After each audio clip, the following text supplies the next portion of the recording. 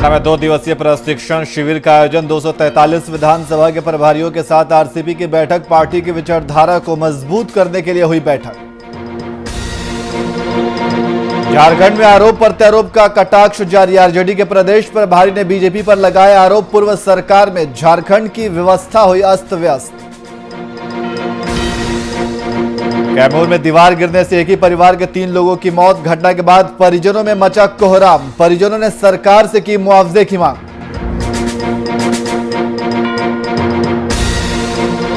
लातेहार में कोयला लदी मालगाड़ी में लगी भीषण आग। कड़ी मुशक्कत के बाद आग पर नहीं पाया काबू। टोरी शिवपुर रेलखंड में ट्रेनों का आवागमन हुआ ठप।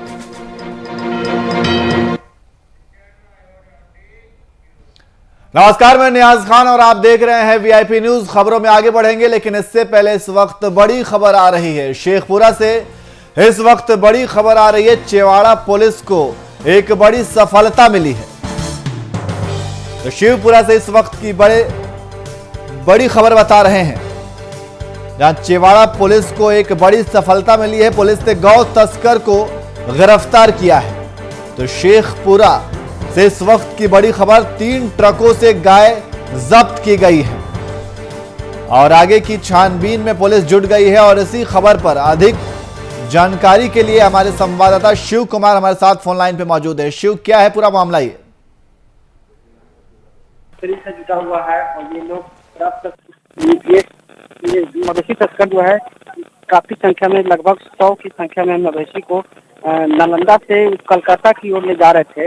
इसी दौरान शेखपुरा पुलिस ने जब इसकी जांच पड़ताल की, इसी क्रम में दो तीन थाना को जो है पशु तस्कर पुलिस को चकमा देते हुए जाना चाहे। इस दौरान शेखपुरा पुलिस की तत्परता से चेवाड़ा थाना के पास 20 सड़क पर ट्रक को लगाकर पुलिस ने इस मवेशी तस्कर को गिरफ्तार किया है, जिसमें तीन तस्करों को गिरफ्तार किया गया है। ट्रक को जब्त कर लिया गया है और छानबीन की जा रही है। ये सभी लोग बता जा रहे हैं कि बंगाल जा रहे थे। इसी दौरान पुलिस को शंका हुई और ये कार्रवाई की गई है। जी, ये कहां से लेकर क्या रहे थे और आरोपियों से पूछताछ में उन्होंने क्या कहा? ये सभी लोग बता रहे हैं नालंदा, औरंगाबाद और विभिन्न जिलों के हैं और ये लोग शराब मवेशी की तस्करी करते हैं। और ये लोग आज सुबह अंधेरे का फायदा उठाकर पुलिस को चकमा देना चाहा, लेकिन इस दौरान पुलिस ने ध्यान दबोचा है। जी शिव, बहुत बहुत शुक्रिया तमाम जानकारी के लिए।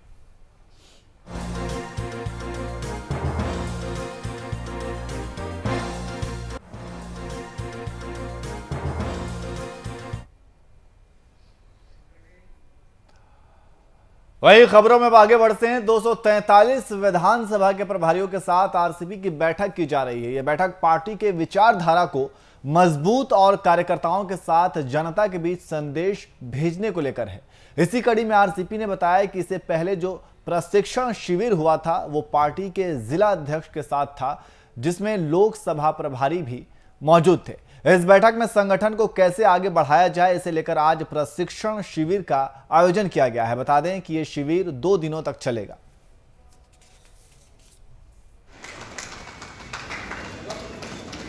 पहले जो हम लोगों ने प्रशिक्षण दिया था उसमें हमारे सभी जिलाध्यक्ष थे और हमारे मुख्य जिला प्रवक्ता और हमारे लोकसभा के प्रभारी थे उन लोगों का।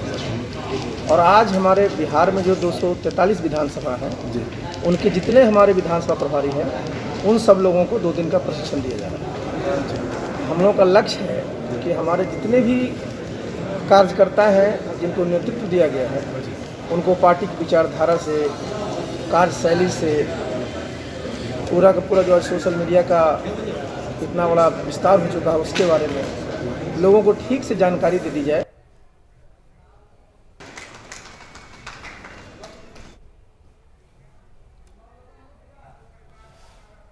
और इसी खबर पर अधिक जानकारी के लिए हमारे संवाददाता अनुप्रकाश हमारे साथ फोन लाइन पे मौजूद है। अनुप्रकाश, 2 दिवसीय प्रशिक्षण शिविर का आयोजन किया गया है।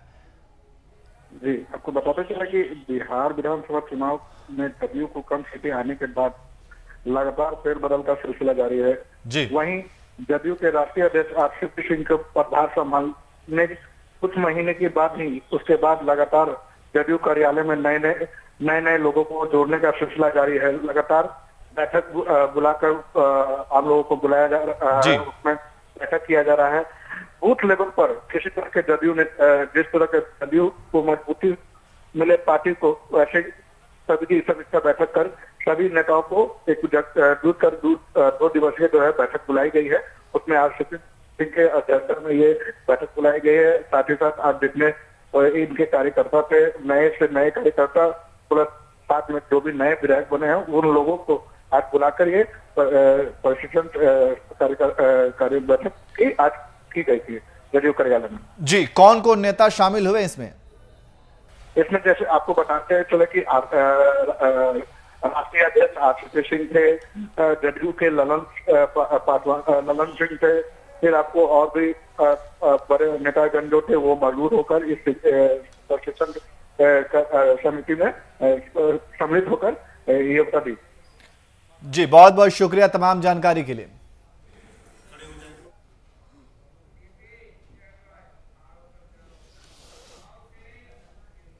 वहीं झारखंड में आए दिन पक्ष और विपक्ष में आरोप और प्रत्यारोप का खेल चलता रहता है। जहां एक तरफ बीजेपी और गठबंधन की सरकार पर विपक्ष लगातार हमलावर है, वहीं अब आरजेडी के प्रदेश प्रभारी ने बीजेपी पर आरोप लगाया है कि झारखंड में पूर्व की सरकार झारखंड की व्यवस्था को छत विछत करने का काम किया है। और कहीं ना कहीं आरजेडी के झारखंड प्रभारी ने पूर्व सरकार के कार्यशैली पर भी सवाल उठा दिए हैं। इसी कड़ी में प्रभारी के इसी बयान का कटाक्ष करते हुए बीजेपी के प्रदेश प्रवक्ता प्रदीप सिन्हा ने कहा कि सत्ता में होने के नाते अपनी पार्टी का तारीफ करना अपना हक है, लेकिन झूठी तारीफ करना यह गलत है। जिसके बाद बीजेपी ने एक बार फिर हेमंत सरकार की विधि व्यवस्था पर सवाल खड़े किए हैं।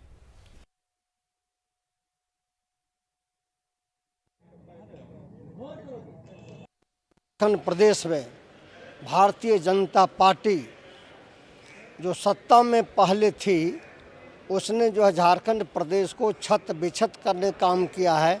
आज उसको सजाया जा रहा है, संभाला जा रहा है, बेहतर किया जा रहा है। माननीय मुख्यमंत्री हेमंत सोरेन जी के नेतृत्व में जो हमारे गठबंधन की सरकार है, जहां राजद और कांग्रेस भी उसमें हम शामिल हैं। एक और सवाल है, देखिए गठबंधन का सहयोगी होने के नाते आरजेडी को यह अधिकार है कि अपनी सरकार की तारीफ करे, लेकिन झूठी तारीफ करके लोगों को बरगलाने की कोशिश न की जाए। क्योंकि जिस कानून व्यवस्था की बात उन्होंने की, तो आपको भी याद होगा कि महज 1.5 साल पहले झारखंड में करीब करीब उग्रवादियों का नामो निशान खत्म हो गया था और उग्रवादी गतिविधियां बिल्कुल सिमट गई थी। आप कह सकते हैं कि उनको ये हिम्मत नहीं थी कि सामने आकर कहीं कोई वारदात कर सके।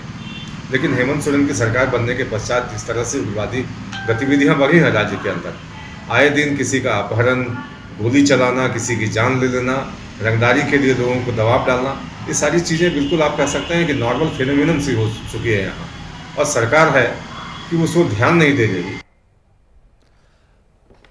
और इसी खबर पर अधिक जानकारी के लिए हमारे संवाददाता शुभम कुमार हमारे साथ फोन लाइन पे मौजूद है। शुभम, यह देखा जा रहा है कि राज्य में लगातार सत्ता पक्ष और विपक्ष के बीच आरोप प्रत्यारोप का दौर जारी है और अब इसी सिलसिले में आरजेडी ने बीजेपी के ऊपर गंभीर आरोप लगाए हैं।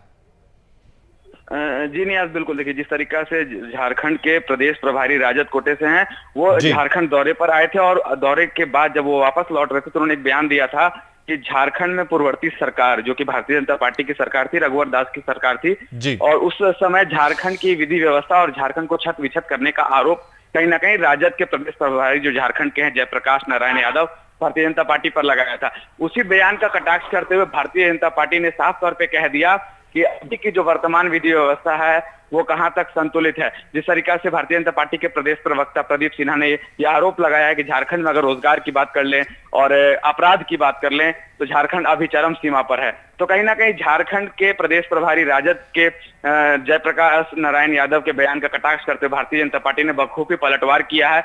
लेकिन अब यह देखने वाली बात हो गई, जिस तरीका से आरोप और प्रत्यारोप का सिलसिला बरकरार रहता है, लेकिन झारखंड की विधि व्यवस्था आखिर कहां तक पहुंची है, कहां तक झारखंड की विधि व्यवस्था पर मौजूदा सरकार हेमंत सरकार काम करते हुए नजर आ रही है। जी शुभम, आपने कहा कि बीजेपी ने भी इसके ऊपर पलटवार किया है, पलटवार में क्या कुछ कहा है उन्होंने? देखिए, पलटवार में साफ तौर पे कहा गया कि पूर्ववर्ती सरकार में साफ पहले तो बात करें जिस तरीके से प्रदीप सिन्हा ने साफ तौर पे कहा कि अगर आप सत्ताधारी पार्टी हैं तो आप जाहिर सी बात है अपनी पार्टी का तारीफ आप कर सकते हैं, लेकिन झूठा तारीफ ना करें। दूसरी महत्वपूर्ण बात उन्होंने कही कि जिस तरीका से विधि व्यवस्था की बात का आरोप लगाया गया राजद के द्वारा बीजेपी सरकार पर, तो बीजेपी ने साफ तौर पर कह दिया है कि हमारी सरकार में आपराधिक घटनाएं कम थी, तमाम लोग सरेंडर कर रहे थे जो भी अपराध से संलिप्त थे, लेकिन मौजूदा हेमंत सरकार में बलात्कार के आंकड़े बढ़े हैं, अपराध के आंकड़े बढ़े हैं, साइबर अपराध के आंकड़े बढ़े हैं। तो कहीं ना कहीं तमाम मुद्दे को लेकर हेमंत सरकार को एक बार फिर से घेरने की कोशिश की गई है भारतीय जनता पार्टी की ओर से। जी शुभम, बहुत बहुत शुक्रिया तमाम जानकारी के लिए।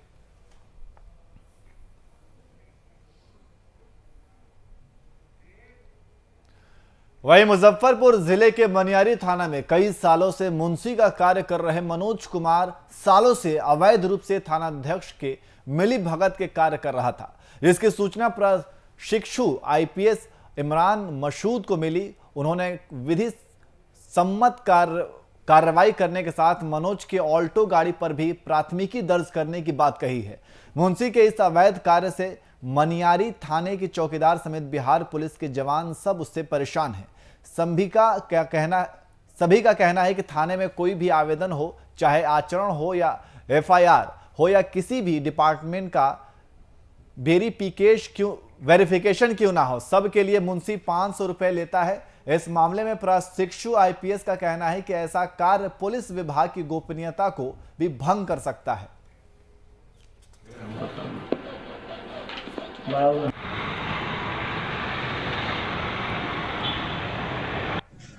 मनियारी थाना में ऐसी सूचना आ रही है कि कोई प्राइवेट आदमी थाना का कुछ काम में सहयोग कर रहा है, तो इस सूचना की हम अभी पुष्टि करते हैं और थाना प्रभारी को निर्देश दे रहे हैं कि अगर ऐसा कुछ मामला है तो उस पर सख्त कार्रवाई करें और ऐसे व्यक्ति की जांच पड़ताल करके उस पर आगे कार्रवाई करें। वहीं राज्य सरकार स्वास्थ्य सेवाओं को सही करने का लाख दावा कर ले, लेकिन जमीनी हकीकत इससे ठीक विपरीत है। ऐसा ही मामला कैमूर जिले के दुर्गावती प्राथमिकी स्वास्थ्य केंद्र के जर्जर भवन का है, जहां साधन संसाधन के अभाव में बीमार पीएचसी को किसी तारणहार का इंतजार है, लेकिन विभागीय पदाधिकारियों से लेकर प्रशासन और सरकार ने भी इसके सूद लेना मुनासिब नहीं समझा। वहीं लोगों ने कई बार पदाधिकारी को शिकायत भी की थी।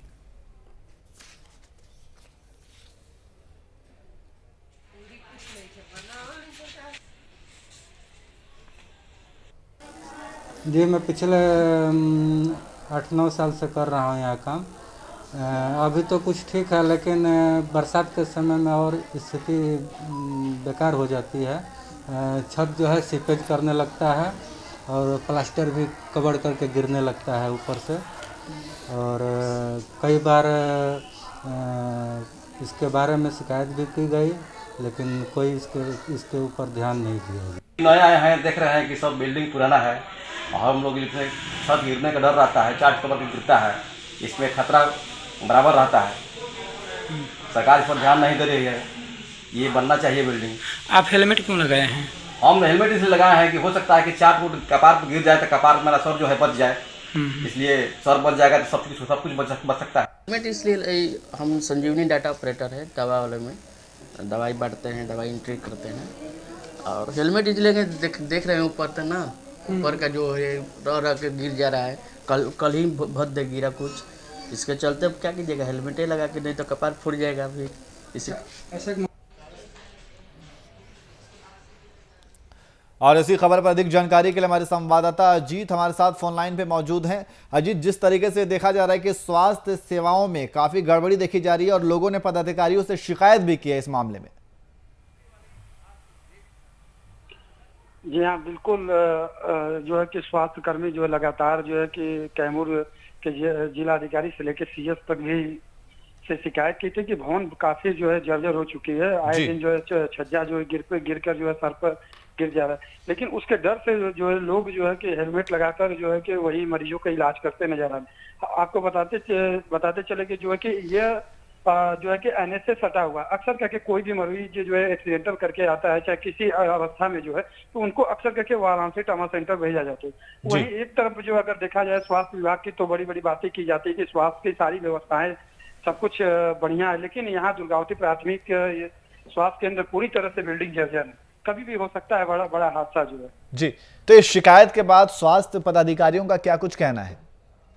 देखिए, स्वास्थ्य पदाधिकारी लगातार जो है कि छापेमारी की बात जब होती है तो लगातार जो है दुर्गावती प्राथमिक स्वास्थ्य केंद्र पे आते हैं। आए दिन जिले से कई बड़ी पदाधिकारी स्वास्थ्य विभाग के बैठक करते हैं, लेकिन फिर भी उन लोगों को अब तक यहाँ पे नजर नहीं पहुंचा कि ये बिल्डिंग की स्थिति जर्जर है।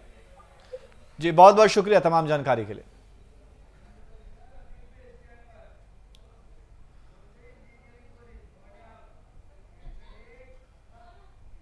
वहीं जयप्रकाश विश्वविद्यालय परिसर के इंजीनियरिंग कॉलेज में सीनियर और जूनियर छात्रों के 2 गुटों के बीते रात को जमकर उत्पात मचाया। इस दौरान छात्रों ने कॉलेज के छात्रावास में जमकर तोड़फोड़ किया और बवाल किया। वहीं हंगामे की सूचना पुलिस को दी गई। मौके पर मुफस्सिल थाने के पुलिस केंद्र से काफी संख्या में पुलिस बलों को बुलाया गया। वहीं कड़ी मशक्कत के बाद पुलिस ने स्थिति को नियंत्रित किया। हालांकि विवाद के कारणों का स्पष्ट रूप से पता नहीं चल पाया है।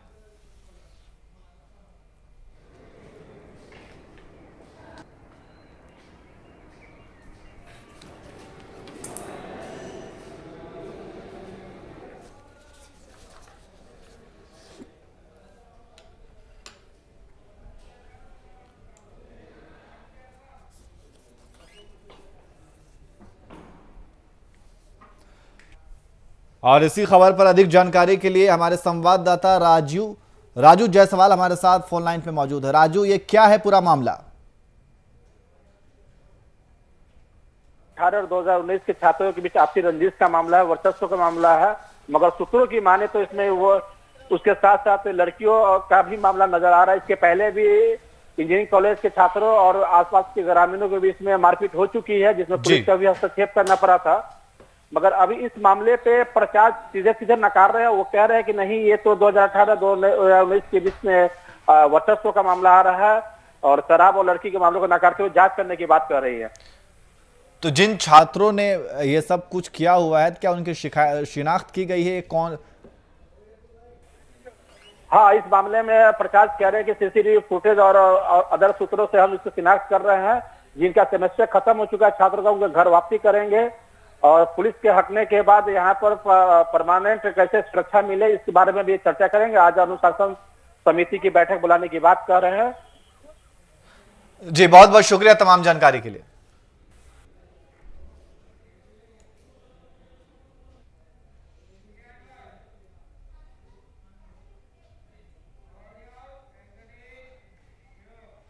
वहीं औरंगाबाद के कटुंबा प्रखंड मुख्यालय अंबा में कोरोना योद्धाओं के लिए सम्मान समारोह का आयोजन किया गया है, जिसमें कई समाज सेवी और जनप्रतिनिधियों को सम्मानित किया गया है।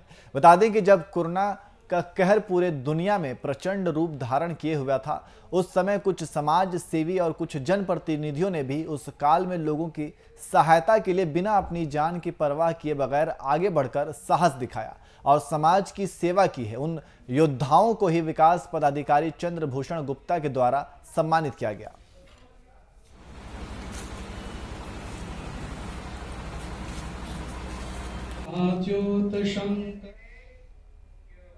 मुंगेर जिला में कासिम बाजार थाना क्षेत्र के मुखबिरिया चया टोला में बीते दिन 2 पक्षों के बीच जमीनी विवाद को लेकर दर्जनों राउंड फायरिंग हुई, जिसमें दोनों पक्षों से 3 लोगों की मौत हो गई। करीब 2 घंटे तक ये गोलीबारी चली, जिसके बाद 4 थानों के पुलिस मौके पर पहुंची और शव को अपने कब्जे में लेकर पोस्टमार्टम के लिए सदर अस्पताल भेज दिया गया। पुलिस ने इस मामले में आर्मी के जवान चंदन शाह को गिरफ्तार किया है।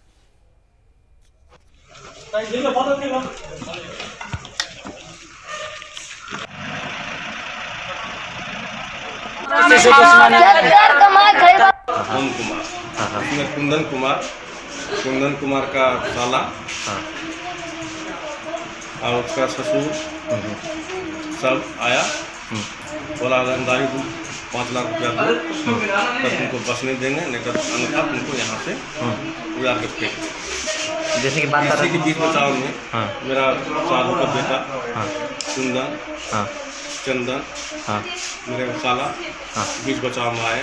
फोन किए, मेरा फोन कुमार आया। उसके बाद ये लोग मारपीट स्टार्ट कर। और यहाँ मजदूरी करने के लिए आया तो करबल्ला।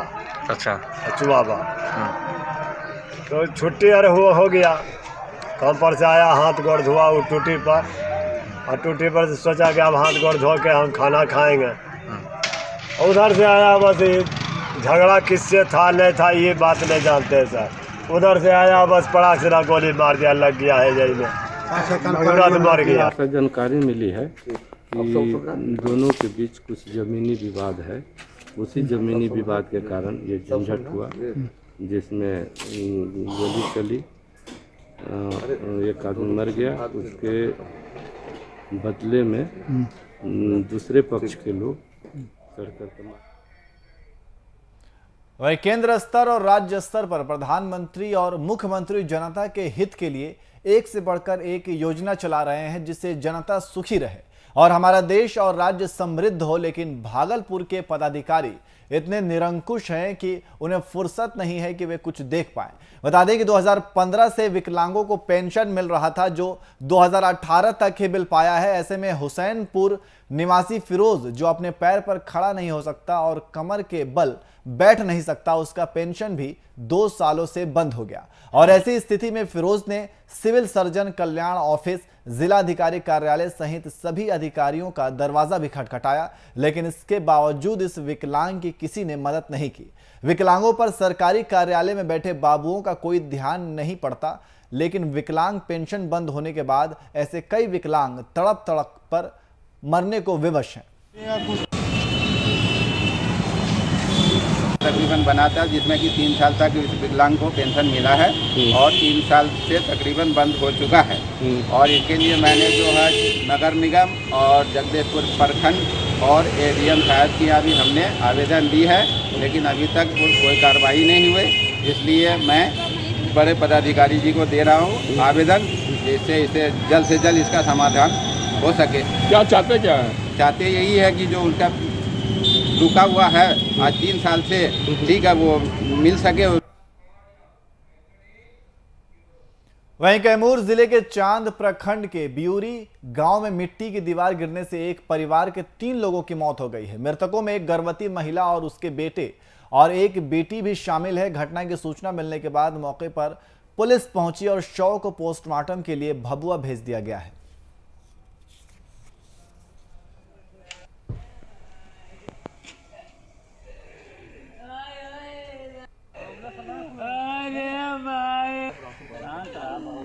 के ब्यूरी गांव में मिट्टी का दीवार गिर जाने से 3 जो है दलित परिवार की जो है, एक औरत, एक बच्ची और एक लड़का जो है, वो गिरकर जो है वो दबकर मर गए।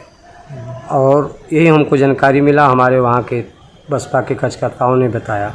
लेकिन यह सरकार जो है कहती है कि हम गरीबों को, दलितों को हम उत्थान करना चाहते हैं। प्रधानमंत्री आवास योजना के तहत हम मकान बनाकर गरीबों को आवास देंगे ताकि वो छत के नीचे रहे। लेकिन इस घटना से यह साबित हुआ कि सरकार का सिर्फ जी घोषणा है, गरीबों को आवास नहीं मिल रहा है। अगर आवास मिला होता तो यह घटना नहीं घटती। मामला है कि चांद प्रखंड के ब्यूरी पंचायत में मिट्टी के दीवार गिरने से 3 लोगों की मौत हो गई, जिसमें एक महिला का उम्र है 27 वर्ष, चंचन देवी है नाम, और पति का नाम है राम अवतार राम।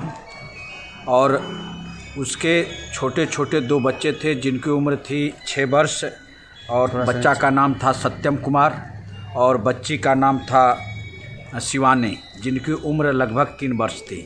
और सबसे दुखद घटना है कि महिला भी प्रेग्नेंट थी, और प्रेग्नेंट होने के कारण जो उसके अंदर गर्भ में बच्चा था, स्वाभाविक है कि उसकी डेथ होने से उसकी भी डेथ हो गई। तो हुआ है ब्यूरी का है। हाँ, एक छान का घर था, उस पर दीवार थी मट्टी की। हाँ, और दीवार गिरने से एक बच्चा और उसकी माँ और लड़की, तीनों व्यक्ति, जिस लड़की को माँ को कम से कम 7 चल रहा था, अस्पताल में भाग रहे थे, उसी के हिसाब को आते आते रास्ता में खत्म हुए और बच्चे। वहीं बेगूसराय में दबंगों का आतंक रुकने का नाम नहीं ले रहा है। जमीनी विवाद में दबंगों ने जमकर कहर बरपाया है। घात लगाए बदमाशों ने पहले दूध लेकर लौट रहे वृद्ध की पिटाई की और इतने में भी मन नहीं भरा तो महिला को घसीटकर घर में बंद कर दिया और पीट पीट कर अधमरा कर दिया। आनन फानन में लोगों ने पीड़ित को इलाज के लिए सदर अस्पताल में भेज दिया है। वहीं परिजनों का कहना है कि जमीन को लेकर विवाद है, लेकिन सब कुछ ठीक था, लेकिन अचानक शाम घात लगाए बदमाशों ने दूध लेकर लौट रहे अमरजीत को पहले पीटा और फिर घर के वृद्ध को भी पीटा। फिलहाल सभी घायल सदर अस्पताल में इलाजरत है, जहां 2 घायलों की स्थिति चिंताजनक बनी हुई है।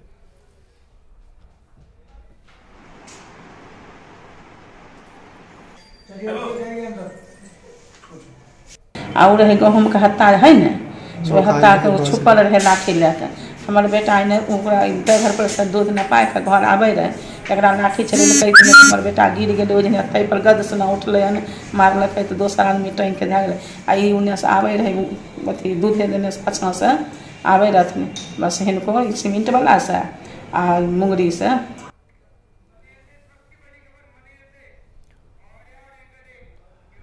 और इस वक्त एक बड़ी खबर आ रही है, आपको बता दें कि इस वक्त बड़ी खबर मनेर से, जहां मनेर में फिर दिखी दबंगों की दादागिरी। तो मनेर से इस वक्त की बड़ी खबर आपको बता रहे हैं, जहां दबंगों की दादागिरी फिर से देखी गई है कि अल्पसंख्यकों की जमीन कब्जाने की कोशिश। मनेर से इस वक्त की बड़ी खबर आपको बता रहे हैं, जहां दबंगों की दादागिरी देखने को मिली है। दबंगों ने 3 राउंड हवाई फायरिंग भी की है। अल्पसंख्यकों के जमीन को कब्जाने का यह पूरा मामला है। सड़क पर हुई जमकर मारपीट। तो मनेर से इस वक्त की बड़ी खबर आपको बता रहे हैं, जहां दबंगों की दबंगई देखने को मिली है। अल्पसंख्यकों के जमीन को कब्जा करने का यह पूरा मामला है। मनेर थाना क्षेत्र के बाजितपुर गांव का मामला है। और इस खबर पर अधिक जानकारी के लिए हमारे संवाददाता शोएब खान हमारे साथ फोन लाइन पे मौजूद है। शोएब, क्या है यह पूरा मामला?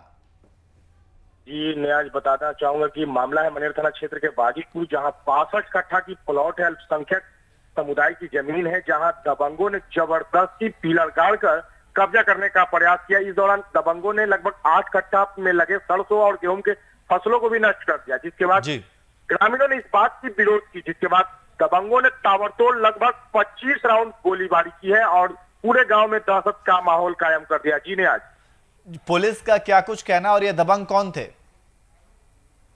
दबंग बाजितपुर के इर्द गिर्द गांवों के लोग हैं। कुछ लोगों का बताना है कुछ सफेद पोस्ट के भी व्यक्ति लोग थे उसमें मौजूद, लेकिन पुलिस पे ग्रामीणों का आरोप है कि पुलिस ने ग्रामीणों को बताया कि जब तक कुछ घटनाएं नहीं होगी तब तक मनेर पुलिस घटनास्थल पर नहीं पहुंचेगी। जी ने आज जी बहुत बहुत शुक्रिया तमाम जानकारी के लिए।